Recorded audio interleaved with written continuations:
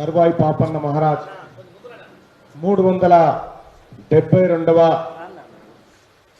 జయంతి కార్యక్రమానికి ముఖ్య అతిథులుగా విచ్చేసినటువంటి వివిధ సంఘాల నాయకులకు పెద్దలకు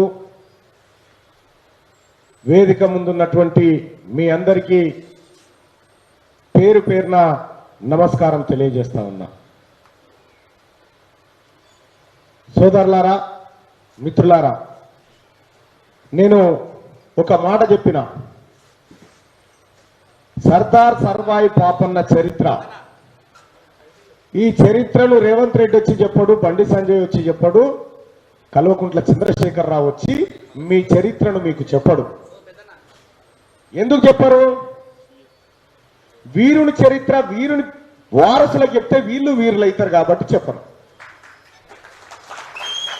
అందుకోసమే ఈ చరిత్రను చర్చకు పెట్టాలన్న ఉద్దేశంతో నా దగ్గరికి ఆర్గనైజర్స్ వచ్చినప్పుడు నేను చెప్పినటువంటి మాట, ఇది పెట్టండి ఖచ్చితంగా అని చెప్పిన. సర్దార్ సర్వాయి పాపన్న ఎందుకు చర్చ? ఆయన ఏం చేసిండు, ఆయన నుంచి మనం ఏం నేర్చుకోవాలి? మన మిత్రులు చాలా మంది చెప్తా ఉన్నారు, సర్దార్ సర్వాయి పాపన్న దగ్గర ఓ కుమ్మరాయన, ఓ దూదేకులు ఆయన, వీళ్ళందరూ పనిచేసిరని చెప్తున్నారు. ఈ చరిత్రనే మీకు తెలుసు. సర్దార్ సర్వాయి పాపన్న కాళ్ళు వచ్చిన వాళ్ళు వెలుమోలు కూడా ఉన్నారు. ఇది చరిత్ర కదా, ఇది చరిత్ర. సర్దార్ సర్వాయి పాపన్నకు ఎంట ఉన్నోళ్ళు ఎవరో మీ అందరికీ తెలుసు, కానీ ఆయనకు సేవలు చేసి, ఏది బ్రహ్మంగారికి కనుక దూదేకుల సిద్ధపెట్లను సర్దార్ సర్వాయి పాపన్న కూడా కొంతమంది అట్లా పనిచేసారు. ఇప్పుడు చెప్పుకోరాళ్ళు మేమని. అయితే సర్దార్ సర్వాయి పాపన్న నుంచి మనం ఏం నేర్చుకోవాలి? మన తాత ఓ ఉంగరం పెడతాం, ఎవరిదా అంటే మా తాత నిశానే ఉంటాం. మా తాతది ఇది, మా దుత్తాతది ఇది, ఆడి నుంచి వచ్చింది ఉంగరం, నేను పెట్టుకున్నా అని చెప్తారు. మరి 372 సంవత్సరాల క్రితం తెలంగాణ రాష్ట్రంలో ఉన్నటువంటి గమ్లోల తాత సర్దార్ సర్వాయి పాపన్న ఓ నిశాని ఇచ్చిపోయింది వీళ్ళకు. ఏంది? రాజ్యాధికారం అనే నిశాని ఇచ్చిపోయింది. మరి ఆ నిశాన్ని పట్టుకొని ఎంతమంది తిరుగుతా ఉన్నారు? లేదు.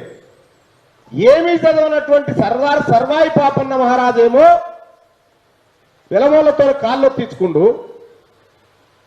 డిగ్రీ చేసి మంత్రి అయినటువంటి శ్రీనివాస్ గౌడ్ ఏమో కేసీఆర్ కాళ్ళు ఒత్తుతున్నాడు ఆడ. ఇది తేడా, ఇది తేడా. ఒకవేళ సర్దార్ సర్వాయి పాపన్న నుంచి నేర్చుకోవాల్సింది ఏంది? ఆయన పట్టింది ఖడ్గం, గీతకత్తి కాదు. గీతకత్తి ఎప్పుడో విడిచిపెట్టి ఖడ్గం పట్టుకుండు. మనమేమో గీత కార్మికులం, బలహీన వర్గాలోళ్ళం, అనగారిన వర్గాలోళ్ళం, మేము వెనకబడిన వాళ్ళం. ఎవడు వెనకబడమన్నాడు? మరి రారి, ముంగడికి రారి. మేం చెప్తా ఉన్నాం కదా, తెలంగాణ రాష్ట్రంలో ఉన్నటువంటి గౌడ సోదరులారా, రండి, మమ్మల్ని పరిపాలించండి, రండి, మీరు రండి. వస్తారా మీరు? ఈ గౌడ సోదరులను పిలుస్తా ఉన్నాం, రండి.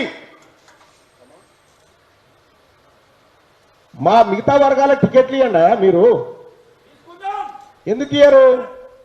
ఎందుకు ఇయ్యరంటే వీళ్ళ లోపల సర్వాయి పాపన్న లేడు, వీళ్ళ కడుపులో సర్దార్ సర్వాయి పాపన్న లేడు కాబట్టే వీళ్ళు టికెట్లు ఇయ్యరు, అడుక్కుంటారు.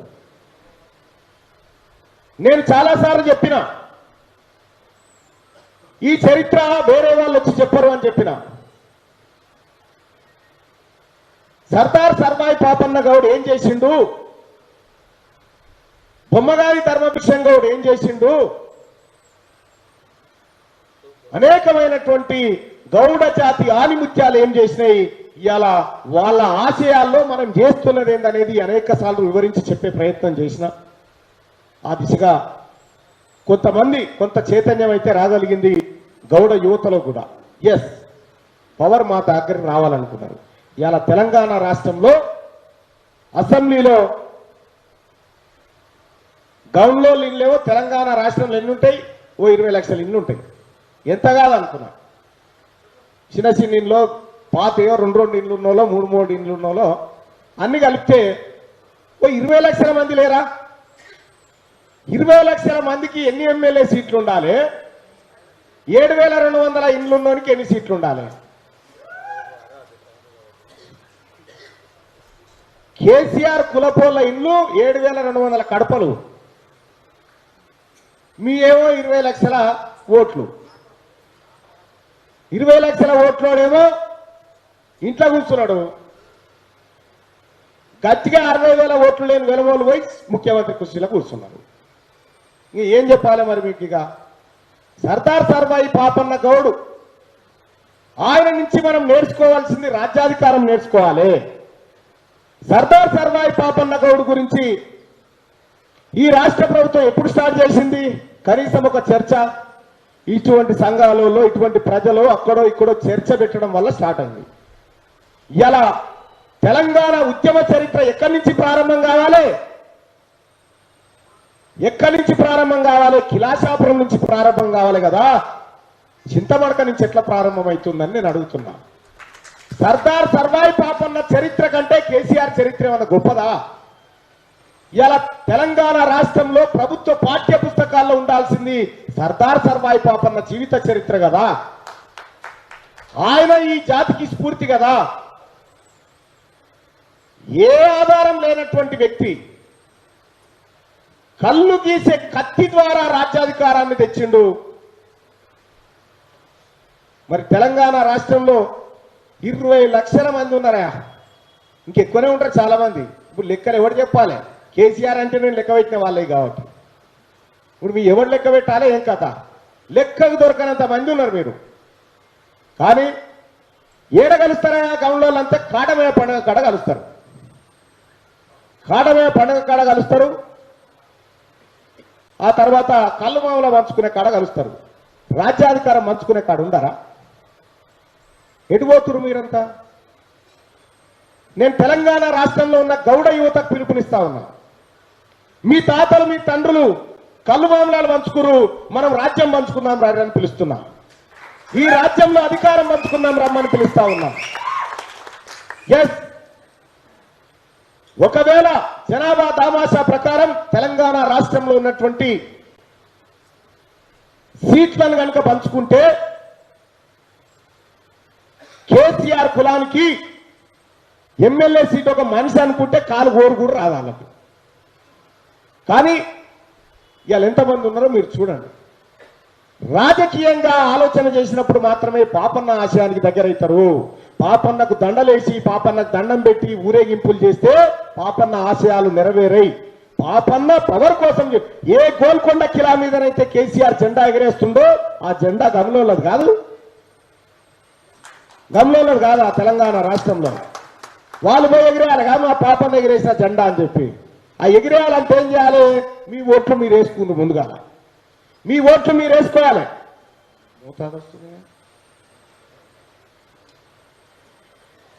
హలో హలో మీ ఓట్లు మీరు వేసుకోవడం నేర్చుకోవాలి. రేవంత్ రెడ్డి గారు వచ్చి చెప్తాడా ఈ మాట? గమనంతా మీ ఓట్లు మీరు వేసుకోరని చెప్పడు. బండి సంజయ్ గారు వచ్చి చెప్తాడా? చెప్పడు. కల్వకుంట్ల చంద్రశేఖరరావు ఆయన కొడుకు వచ్చి చెప్తాడా మీ గమలో ఓట్లు గిన్నెనాయా, 20 లక్షల ఓట్లున్నాయా, ఎటు పోతున్నాయా మీ అని చెప్తాడా? చెప్పడు. కేవలం చెంచాలను మాత్రమే తయారు చేస్తారు.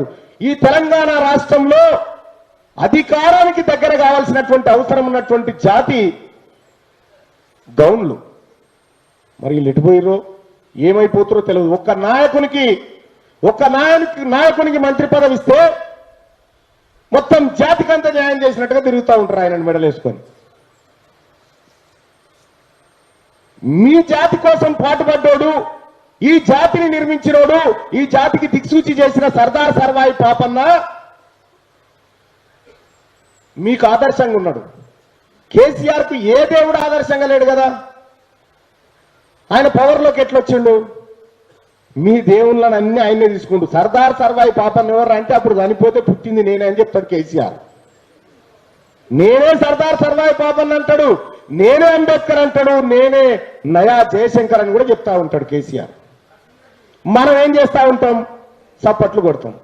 తెలంగాణ రాష్ట్రంలో ఒక చరిత్రను తవ్వాలంటే దొడ్డి కొమరయ్య చరిత్ర తీసుకురావాలి, సర్దార్ సర్వాయి పాపన్న చరిత్ర తీసుకురావాలి, చాకలి ఐలమ్మ చరిత్ర చెరకెక్కించాలి. ఇవి పాఠ్య పుస్తకాల్లో ఉండాల్సినటువంటి అంశాలు.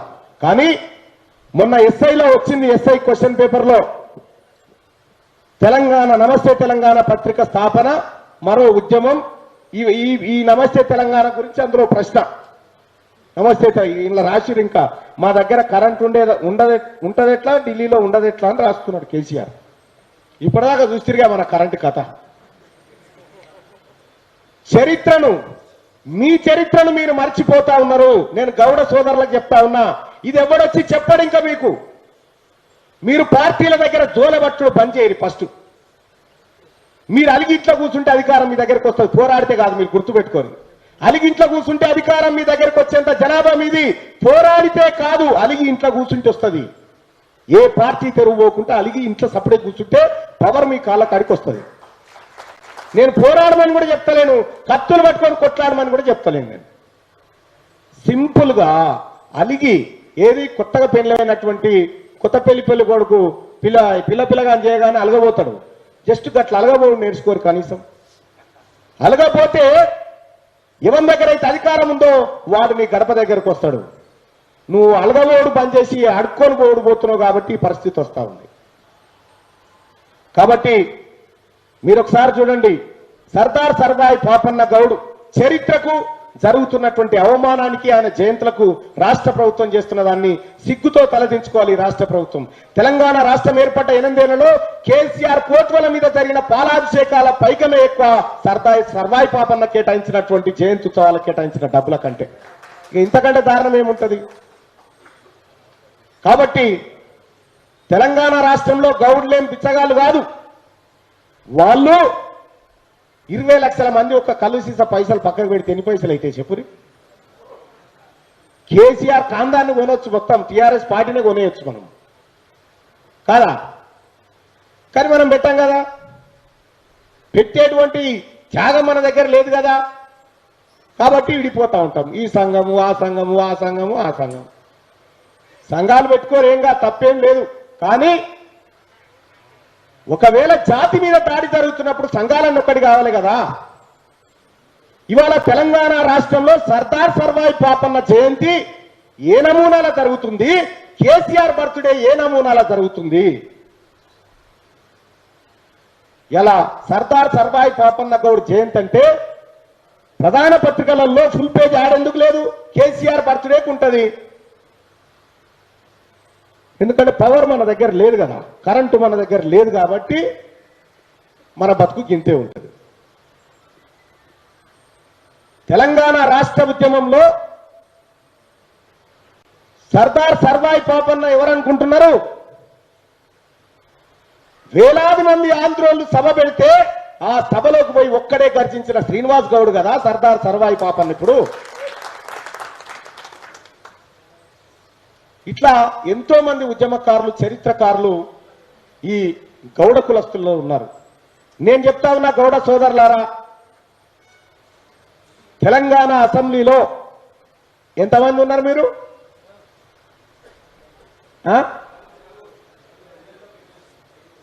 4. ఎమ్మెల్సీలు ఇడిచిపెట్టు, ఎమ్మెల్సీ 6,000 అసలుంటిదేనా ఏముంటుంది కానీ 4. ఈ 4 ఇట్లల్లా సర్దార్ సర్వాయి పాపన్న జయంతులు చేసి, ఉత్సవాలు చేసి, సర్దార్ సర్వాయి పాపన్న ఇచ్చినటువంటి ఆశయాలను ముందుకు తీసుకుపోవాల్సినటువంటి మంత్రివర్యులు శ్రీనివాస్ గౌడ్ గారు ఏం చేయాలి? ఆయన పేరు మీద వనాన్ని సృష్టించాలి, ఆయన పేరు మీద ఒక చరిత్రను సృష్టించాలి. కానీ సర్దార్ సర్వాయి పాపన్నను తీసుకుపోయి మహబూబ్ నగర్ లో పార్కు పెట్టి కేసీఆర్ పార్క్ అని పెట్టిండు. దానికి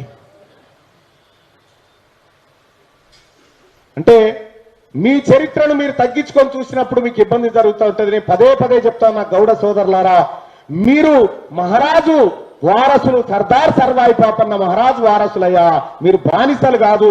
మీరు బయటికి రండయ్యా, మీరు పరిపాలించడం నేర్చుకోండి, చేతులు దాపుడు పనిచేయరని చెప్తా ఉన్నా. నేను తెలంగాణ రాష్ట్రంలో మొట్టమొదటిసారి పీడీ యాక్ట్ అనుభవించింది ఎవరా? చెరుకు సుధాకర్ గౌడ్ కాదా? బొమ్మగారి ధర్మభిక్షం వస్తే గడగడ గడగడ వణికేది నల్లగొండ జిల్లా మొత్తం. మరి వాళ్ళంతా ఎడిపోయారు. వాళ్ళ బొమ్మలు పెట్టుకోవాలి, సపరేట్ ఊకోవాలి. మీ చరిత్రను ఎవడొచ్చి చెప్పడు. ఈ మాట చెప్పడం కోసమే నేను ఇక్కడికి రమ్మన్నా. మిమ్మల్ని మీ చరిత్రను ఇంకొకటి చెప్పడు. ఒకవేళ నీ చరిత్ర ఇంకోటి చెప్తే నువ్వు హీరో అవుతావని చెప్పడు. అందుకోసమే నీ చరిత్రను నువ్వే చదువుకో. ప్రతి ఒక్క ఇంట్లో దేవుని గుడిలో మీరు పెట్టుకున్న కాటమయ్య దేవునితో పాటు సర్దార్ సర్వాయి పాపన్న ఫోటో కూడా పెట్టుకుంటూ నేర్చుకోని రోజు ఆయనకోసారి దండం పెట్టి నువ్వు చెప్పే మాటలు నడుస్తా అని చెప్పురు. ఆయనకు ఓ మాట ఇచ్చి బయటికి వెళ్ళు. అంతేగాని ఎక్కడ కూడా మీరు అధికారం కోసం ఆరాట పడకుండా చేయి చాపడం ప్రయత్నిస్తే మన బతుకులు గిట్లనే ఉంటాయి. ముఖ్యంగా నేను గౌడ సోదరులకు చెప్తా ఉన్నా, ఇప్పటిదాకా కేసీఆర్ వచ్చి మిమ్మల్ని పిలిచిండా రారి మమ్మల్ని పరిపాలించురని? ఏ నాయకుడు పిలవలే. మేం పిలుస్తా ఉన్నాం, రండి అన్నా మమ్మల్ని పరిపాలించండి, రండి మీకు దమ్ముందా రండి అంటున్నాం. లేచి రండి అని పిలుస్తున్నాం. కళ్ళు పోయమని పిలుస్తలేము, కమ్మగొట్టుమని పిలుస్తలేము, మమ్మల్ని పరిపాలించడానికి రండి అని పిలుస్తా ఉన్నాం. లేచి వస్తారా? జీవితం మొత్తం అడక్క తిని సస్తారా? సర్దార్ సర్వాయి పాపన్న ఆశయాలు నెరవేరుస్తారా? ఏం చేస్తారనేది మీ చేతుల్లోనే ఉంది. చెప్పడం వరకు మా బాధ్యత. 7200 తీన్మార్ మల్లన్న టీం మేము చెప్తా ఉన్నాం ఒక్కటే మాట, రేపొద్దున మేము ఒక నీతివంతమైనటువంటి రాజకీయాల వైపు పోతా ఉన్నాం. సర్దార్ సర్వాయి పాపన్న ఏ కోటను వెళ్ళిందో ఆ కోట దగ్గరికి పోవాలనుకుంటున్న వాళ్ళం మేము. ఆ కోట దగ్గరికి గమ్లోల చేయి పట్టుకొని తీసుకుపోయి ఇదే మీ కోట అని చూపించాలనుకుంటున్నాం. దానికోసం పనిచేస్తామని చెప్పి తెలియజేస్తా ఉన్నాం. మిత్రులారా, నాకు కొన్ని వేరే కార్యక్రమాల వల్ల నేనే అన్నని ముందు పర్మిషన్ అడుక్కున్నా. కానీ ఒక మాట, ఇవాళ ఈ కార్యక్రమంలో కీలక పాత్ర పోషించినటువంటి విభూది వెంకటేశ్వర్లు ఎటుపోయిండు. పొద్దు నుంచి ఫోన్ స్విచ్ ఆఫ్. ఎందుకంటే ఆయన దగ్గరే ఉన్న కాంటాక్ట్ లిస్ట్ అంతా ఫుల్ జ్వరం వచ్చింది, ఆయనకు స్విచ్ ఆఫ్ అయిపోయింది. అయితే అనేకమైనటువంటి కారణాల ద్వారా ఎప్పుడైనా మీరు చూడండి, సర్దార్ సర్వాయి పాపన్న మీద ప్రేమతో వచ్చిరా ఈ పోలీసు వాళ్ళంతా? అందుకే వచ్చిరు అనుకుంటారా? కాదు. దీన్ని ఎట్లా జరగొట్టాలనేది వాళ్ళ ఉద్దేశం. దీన్ని ఎట్లా జరగొట్టాలనే ఉద్దేశంతో పోలీసులకి ఇక్కడ తీన్మార్ మల్లన్నకు సెక్యూరిటో, మా భూమన్నకు సెక్యూరిటో, లేకపోతే మా భూమన్ననే ఆల్రెడీ సిఐ సెక్యూరిటీలు అనుభవించి వచ్చిండు. అయితే ఈడున్న నాయకులకు ఎవరికన్నా సెక్యూరిటీగా ఈ ఒకసారి లేపేద్ద ఆయనను, 2 సార్ల ఎమ్మెల్యే ఇప్పటికీ ఆర్టీసీ బస్సులో పోతాడు.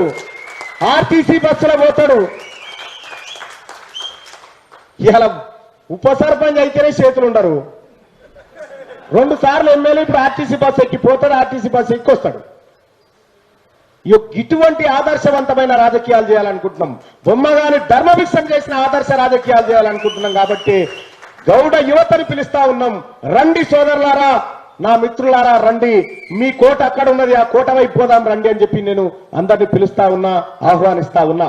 రేపు మేమేం చెప్తా ఉన్నాం, సర్దార్ సర్వాయి పాపన్న ఆయన వారసులు ఎవరన్నా ఆ రాజ్యాధికారంలో ఉంటే ఇవాళ రాష్ట్ర వ్యాప్తంగా సెలవు, ఊరూరు గ్రామ పంచాయతీ కాడ సర్దార్ సర్వాయి పాపన్న సంబరాలు జరుగుతూ ఉండే. అందుకోసమే పిలుస్తా ఉన్నా, నీ చరిత్రను నువ్వు రాసుకోకపోతే ఇంకోటి దొంగతనంగా తప్పుడు చరిత్రను రాస్తాడు. సర్దార్ సర్వాయి పాపన్న అంటే బందిపోటు దొంగ అని చిత్రీకరించిరా, బందిపోటు దొంగ అని చిత్రీకరించారు. ఇప్పటిదాకా నాకు ఒక ఆయన పంపించిండు, ఈనాడులో ఆర్టికల్ వచ్చింది, ఈ గోండులు వీళ్ళంతానట బందిపోటు దొంగలట. ఎవరు రాసిండో? రెడ్డి గారు రాసిండు. పాపం తెలిసో తెలియకనో రాసిండు. అది పెద్ద కాంట్రవర్సీ అయ్యేటట్టు చూస్తూ ఉంటాయి. కానీ నేనేమంటున్నా, మీ జాతిని అవమానించిన సంగతి చూసుకోవాలి మీరు. సర్దార్ సర్వాయి పాపన్న మహారాజ్ అని మీరు అనకపోతే బందిపోటు దొంగని అవుతాడు అంటనే ఉంటాడు. ఆయనకంటే గట్టిగా మహారాజ్ అని మీరు అనాలి. కాబట్టి నేను అందరినీ చెప్తా ఉన్నా, సర్దార్ సర్వాయి పాపన్నకి, సర్దార్ సర్వాయి పాపన్న మహారాజ్ కి. Thank you.